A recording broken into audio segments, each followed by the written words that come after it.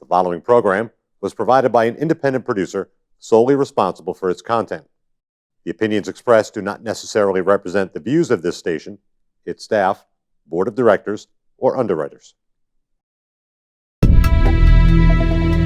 My name is Jasmine, and I am a recovering drug addict. My name is Richie Farrell, aka the Old White Junkie. And we are your hosts for Exit Team Nashua. Our mission is to bring recovery into the living room. Last year, over 72,000 Americans died of an accidental overdose. That's almost 200 Americans every single day. We will bring you guests with real-life experiences with addiction and recovery.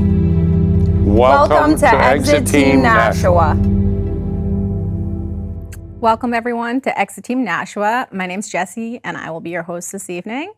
Tonight in the studio we have Mr. Jonathan Egan. Jonathan, thank you for coming. Thank you for having me. Yeah, definitely. So I'm really excited to get to know you, to jump into this and learn a little bit about you and your story. So it's interesting because I've had people on that I know from social media, purely from social media, and that's kind of our experience. So I see you're rocking the recovery scene and working in the field and doing lots of good things. Yeah, and that's why I invited you on tonight. So why don't you tell us about yourself and, where are you from? I'm from Manchester. Manchester, okay. Yes. Born and raised. Yeah. Left a bunch of times, geographical cues. So. Oh, okay. Yeah. Born and raised in Manchester, though. Very nice. Yeah. And what was it like for you growing up? I want to say the first 10 years of my life were pretty rough. My parents divorced or separated when I was a baby. They lived across the street from each other. Super weird. Wow. Okay. Yeah. My mom had cancer. My dad was, I want to say an addict and alcoholic. Mm-hmm. Kind of basic bad childhood, verbal, physical abuse. Kind of went around the whole entire family from my dad's side. Mm-hmm. And then don't really know too much about my mom because of the cancer thing, wasn't really around. Did she pass away? Yeah, she did. Crazy story about that. My parents now, my adoptive parents, they were taking my brother every weekend, I think for about a year. Mm-hmm. And one weekend they asked me if I wanted to go too. Mm-hmm. And if you had lived the life I lived and heard about the fun things he was doing, you'd want to go too. So I went, and a caseworker came over and they told me that night that that our mom passed away. Mm. And my adoptive parents now at that moment just decided to take me too. Wow. Yeah. How old were you? It was right before I turned 10. Wow. Yeah. And we got adopted like 3 years later. Wow. Or 2. So was your dad in your life still? Or? No, crazy story about that, right? A lot of hatred for it, a lot of questions, and I just wanted to know where he was. No one ever had an answer for me, and I want to say when I was like 13, maybe, my parents now told me that he had passed away. He was in Texas. Pretty sure it was alcoholism, something with his liver. Don't know too much detail, but yeah. Wow. Yeah. Wow. So you have a brother. I have 2 brothers that I know and another brother I've never met in Texas. Okay. I have 6 or 7 sisters and an extra sister I've never met in Texas. Wow. Yeah. That's a lot of siblings. Yeah, it is. Yeah. So you and your brother were adopted together? Yeah, me and the middle brother. Okay. Yes. So your closest sibling is him, I'm assuming. We're close now. You Yeah. know? Not always, but me and the 2 older brothers we're pretty close. Okay. Yeah. Were they who raised them? So the middle brother, he got adopted by my parents as well. That was the plan the whole time.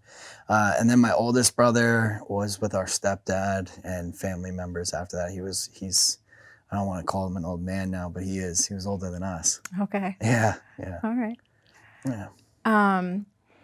So, you know, Manchester, adopted, lost your parents. That's some heavy stuff, you know, for a 10-year-old. Yeah. When did, you know, you find substances? When did you find yourself going down that road? Well, you know, I always felt uncomfortable growing up. You could say there was, we weren't really a hugging family with my dad's side, especially.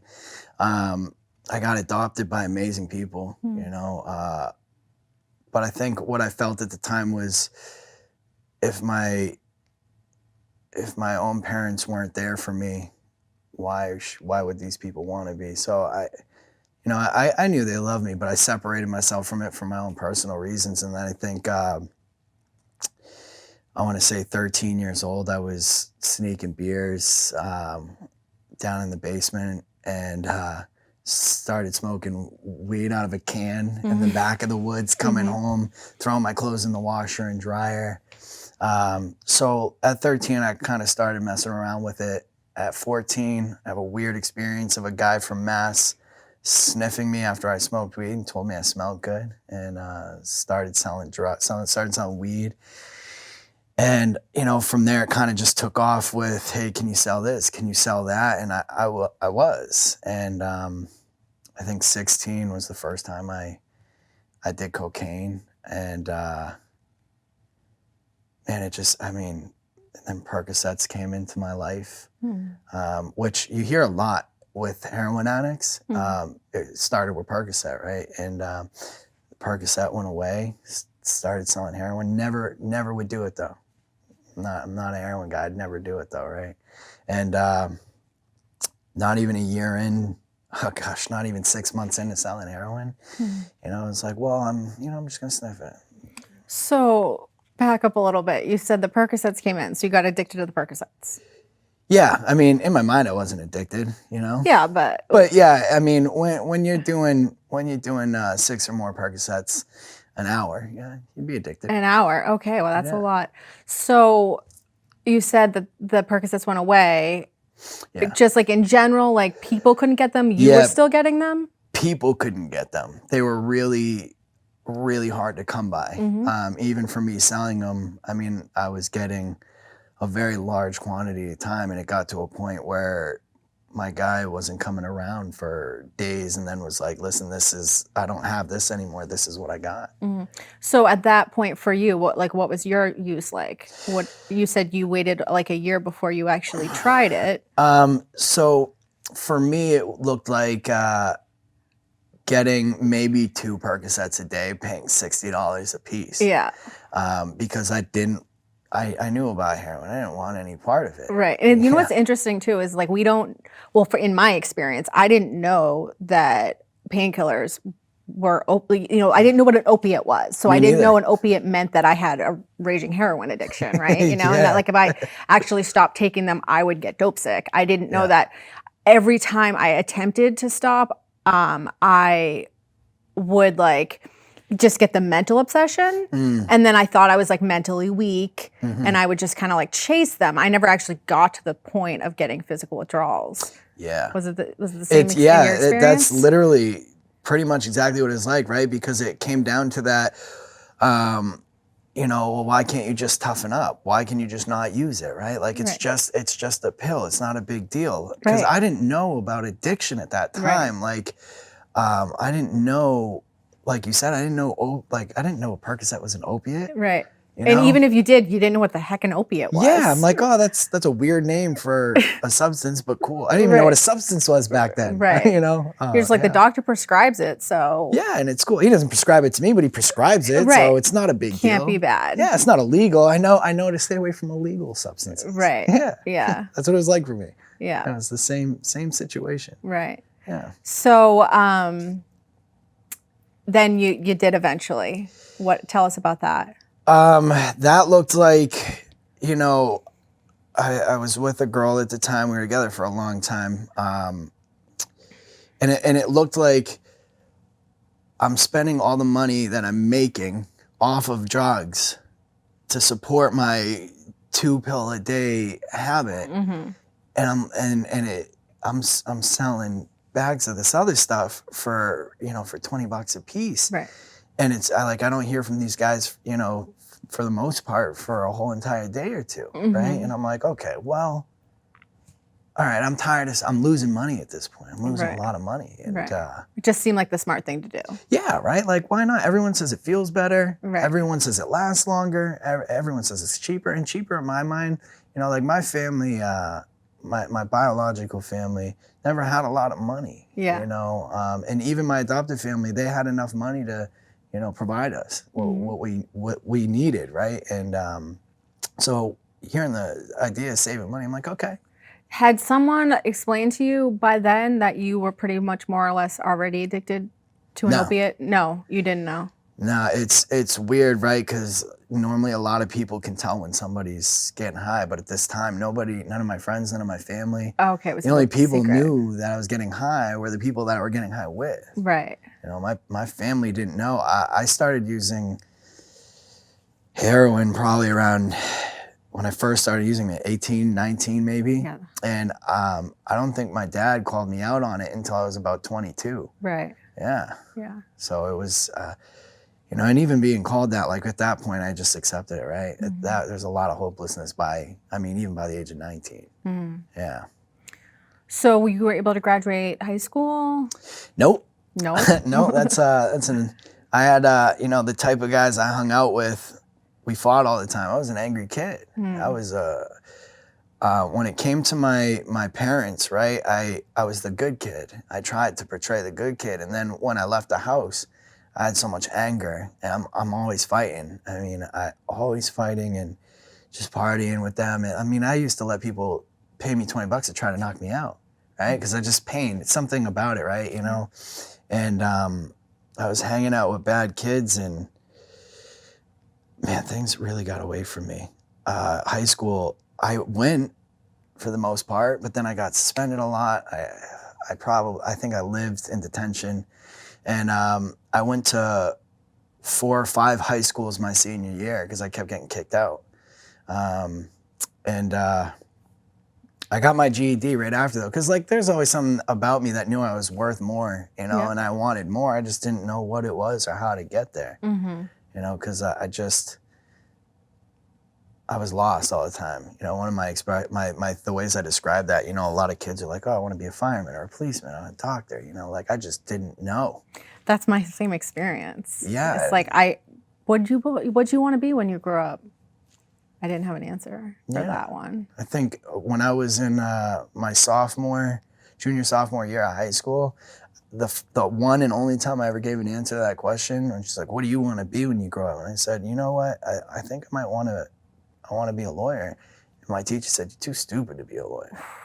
Yeah, so at that point, the one time I say, you know what, I think this is what I'm going to go for. That's what I got. Yeah. Yeah. Ugh, wow, that's awful. So you got your GED, selling heroin, addicted to heroin. Yeah. Tell us a little bit about, what that time was like. Well, when I got my GED, I was just drinking and smoking. But when I started using heroin, it's the lines that you say you never cross, right? And I was cool with it because I never did it to my parents, right? They adopted me. I never wanted to do anything wrong to them. But, I'm around a lot of bad people. I'm breaking into houses. I'm holding guns. I'm holding knives. I've been injured with weapons enough. I'm fighting all the time. Life was chaotic and it was fast. Like they say in the big book, right? Progressive. Progressive isn't a good enough word sometimes, right? I hear about people slowly going downhill, and I jumped off the cliff, you know, and I just, it got to a point I'm breaking into people's houses. I'm holding people up, and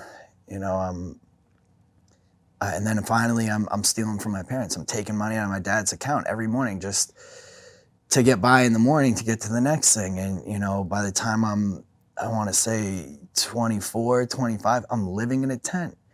Can a bear crap in the woods? I don't know, but I was, right? And that's not a way of living, and even that whole time, I knew I was worth more, but like I just wasn't there for me. I felt lost, you know, and there's really no other way to describe it than hopelessness, you know. So, you know, like what happened? Was there some jackpots, arrests? Did you spend time in jail? Yeah. Did you learn about recovery? Tell us about kind of that time. I spent so much time in Valley Street that all the COs were friendly with me, which isn't a good thing. It sounded good when I was there. Like, oh, I don't got to spend 5 hours in the drunk tank. They changed me right out. I get my corner cell. All my friends are here. Right. Yeah, you know, and I want to say I've had a lot of experiences. I've overdosed plenty of times. I've been locked up plenty of times. Luckily, I've never had to go to prison. But none of that mattered in getting clean. What it was, you know, I robbed from one of my girlfriends, and she gave me all the drugs I needed, so it didn't make sense. But she left. I did everything, and she kicked me out. It was like January. It's below 0 outside. I'm walking from the north end of Manchester all the way to Brown Ave by my parents. They're not answering the door. It's 3 a.m. I'm freezing cold. I'm in a shirt and pants, and I hang out in Dunkin's trying to figure out where my life is going. And, you know, I've also had a lot of suicidal ideation. Something not talked about a lot is suicide attempts that I've pursued. But that morning I walked to my dad's house.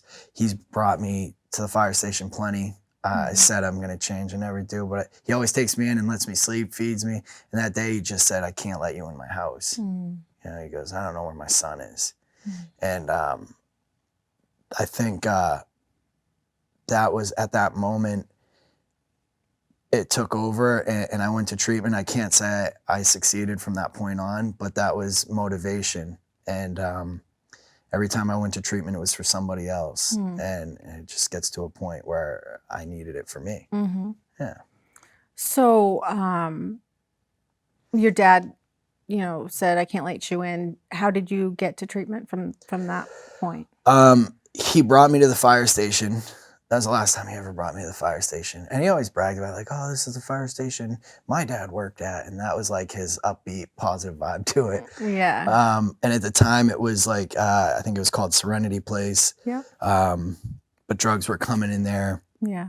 And it was bad. And I've been to treatment a bunch of times, and I went to Hampstead Hospital, and my plan was I can't be in Manchester. And I went to Houston, Texas.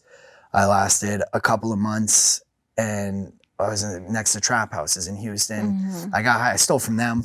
They kicked me out. Got back with my girlfriend. She flew out to Texas, spent all her dad's money getting high, came back to New Hampshire, and honestly don't remember when I came back to New Hampshire from Texas. I don't remember a lot. I was messed up the whole way on the Greyhound back. And I don't remember where I went to treatment. I don't even know if I went to treatment when I came back. I started hanging out the Hope for New Hampshire Recovery Center. Because I didn't want to get high. Right. And one of my good friends convinced me finally to go into sober living. I did. Where'd you go? I went to Starting Point. Okay. And I did well there until I got prescribed Klonopins. Wasn't working the program, wasn't calling my sponsor, wasn't going to meetings, working way too much at a pizza place for little money. And my doctor said, here you go. And I knew I shouldn't have done it. But I did it, and I don't remember. The last thing I remember is them saying, you can't stay here if you're going to be on these. And I'm like, all right, I don't want to stay here. Right. And the owner of Starting Point found me. He literally found me. I had a overdose experience with the Klonopins. And I got out of the hospital. Then he found me. He sent me up to Green Mountain. I got out of Green Mountain. I believe that's when I went to ARC New Hampshire Sober Living, which is now a bigger organization itself, which I'm blessed to be a part of. I had problems with me still, blamed it on other people, left there. I went to RJM House, which did a lot for my structure. I've heard like really good things about our So jam amazing. house. So Like amazing. not to knock any of the other ones, but I've heard that our jam, Andy is just like really standing behind what he started, Oh yeah. and just it's like real recovery happening in there. Yeah, and that's the biggest thing. I got something out of the sober houses I went to. ARC did a big job for me in being able to open up and connect, because my best friend at that house is really weird and does a lot of weird things and makes you uncomfortable, and I needed that. Starting Point gave me the ability to have some line on my leash and see if I would succeed. But our jam house for me held me accountable when I didn't want to be held accountable. Helped guide me into finding my higher power. And our jam really kicked it off. But I stayed close with, Andy. I'm close with him. Are you still at our jam house? Yeah. He's getting ready to open a second house. And I keep telling him to open a women's house. Yeah, definitely need women's Yes. houses for sure. It's hard for a man to open a woman's house, but it can be done. Yeah, and it can be done. And, he's working on, I mean, unfortunately, there's a lot more men out there struggling to get beds. Yeah. So it's hard all the way around. Yeah. But, I stay close with the owner of Starting Point too. I mean, not as close as I used to be, but we keep in touch. And he's the one that got me my first job in recovery. Yeah. And I didn't even think I wanted it. It was just good money. And I ended up just being good at it. And not because I thought I was good at it, but people kept telling me, oh my gosh, these people love you. You're doing a good job. And moved on to a couple other places that I did well at, but didn't work out so well. And now I work for a Granite Recovery Center. And I absolutely love what I'm doing. It's a job where, one, they say you don't work a day in your life if you love what you do. And where I work now gives me that opportunity, and my coworkers are awesome, and I have the ability to be there for the clients the way somebody was there for me. And it takes a lot to get to that point. It's a lot of pain and a lot of struggle, but ultimately, like, if you know that you're worth more, then right at that moment you have an opportunity. Yeah. So, what would you say, like, maybe was the biggest turning point for you?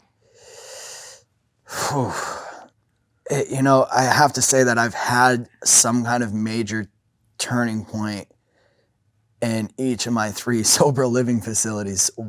If I didn't have one out of these 3, like, I wouldn't be where I'm at. So sober living. Yeah, I mean, yeah. It's hard for me to give credit to one place. I mean, I love them all, but individually, each sober living did something for me. So yeah, sober living, right? Because it gave me the fellowship I needed. Yeah. It got me uncomfortable. It held me accountable.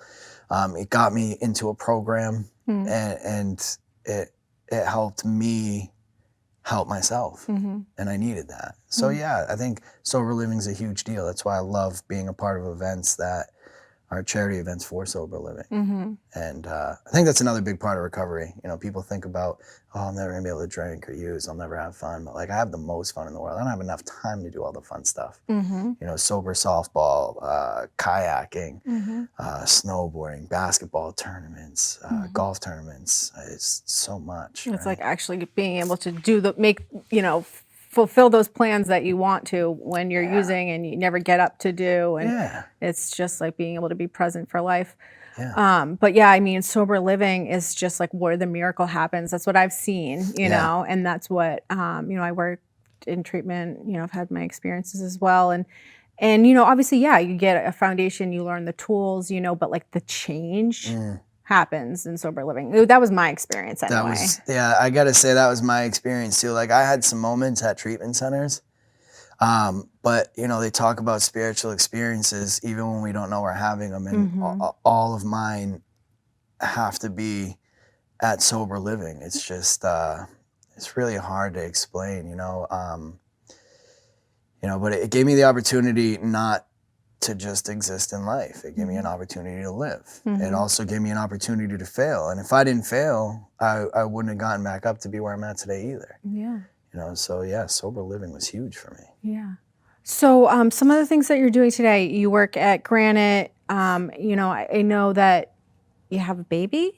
Yeah. Oh man, I have a 3-year-old stepson with my fiance, and then I just had my first daughter. She's 7 months old, and she's adorable. Congratulations. And everyone says she looks like me, so she's gonna be extra adorable. What's her name? Her name is Nora. Nora. That's a Yeah, beautiful so name. that was a new experience. Last year on my girlfriend's birthday, now fiance, on her birthday, Congratulations. brought her family out, brought my family out, proposed to her with Mhm. some of my friends there on the Boston Harbor. Wow. So I had that event, Wow. you know, and we moved into our own place a year ago. Wow. And then having the baby was a huge experience. Yeah. And you're going to school now? Yeah, you know, she doesn't know I got accepted because I just found out today. She knows that I applied. But yeah, so that's news I get to tell her when I go home. Oh, congratulations. That's So, very yeah. exciting. I didn't know that was brand new information. Yeah. Wow. That's Yeah. really cool. So school's gonna be a new experience for me. Yeah. Yeah, and I mean, I get my first, and this is a new one for me, and this is big. My first paid vacation for a week because I work at a good job. Yeah. Yeah, so that's new. I got a new car for me and my family. I'm used to driving beaters my whole life, but I Wow. worked hard and, you know, build my credit up and knew I needed to provide for my family in that way as well. Wow. And, you know, I'm blessed to have a lot of things. Like Wow. my friends are some of the best friends. They're family to me. My people in recovery, my car, my job, the connection I have with my family, my mom. I mean, we struggled with our relationship, me and my adoptive mother, and she's one of my best friends now. I talk to her about everything. Life is good today. That's awesome. Yeah. Well, thank you so much for sharing your experience with us. You know, that we have about 30 seconds. Is there anything that you want to leave us with? Anything that you want to say, or, you know, how people can get in touch with you? Yeah. I want to say that, you know, if you're trying this, don't ever tell yourself you can't, even if you fall, you know, because you can. And I'm living proof of that. Yeah. And if anybody wants to contact me, my Facebook is Jonathan Egan. Feel free to reach out, message, even if I don't know you. Make it weird and have some fun. Awesome. Thank you so much for coming on. Thank you. Yeah. Thank you, everyone, for watching tonight, and we will see you next time. Have a great evening.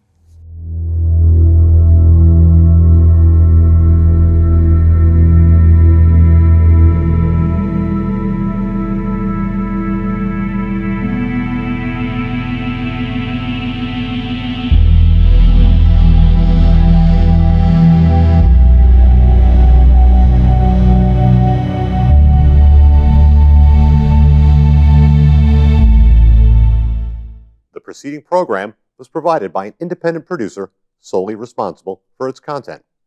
The opinions expressed do not necessarily represent the views of this station, its staff, board of directors, or underwriters.